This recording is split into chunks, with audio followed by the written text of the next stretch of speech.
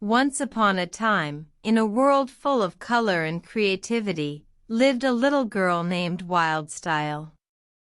She was no ordinary girl, for she had a magical paintbrush that could bring her drawings to life. One sunny afternoon, Wyldstyle picked up her paintbrush and began to create a new adventure. She drew a brave knight on a shiny horse, a fearsome dragon, and a beautiful princess in a castle high above the clouds. As she finished her drawing, a spell was cast.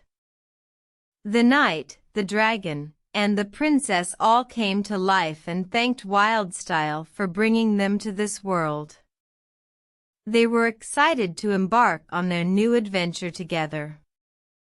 The knight, who was named Sir Brushalot, was brave and kind. The dragon, named Firedrake, was fierce but fair. And the princess, whose name was Paint-a-Pearl, was sweet and full of wisdom.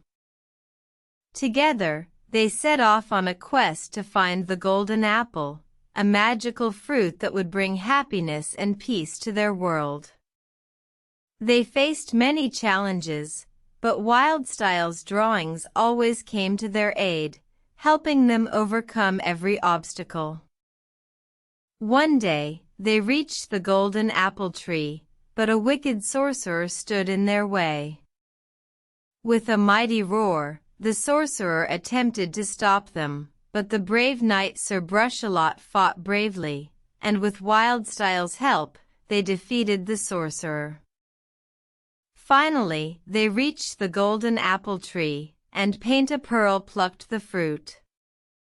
As they shared the golden apple, their world was filled with even more color and creativity than before.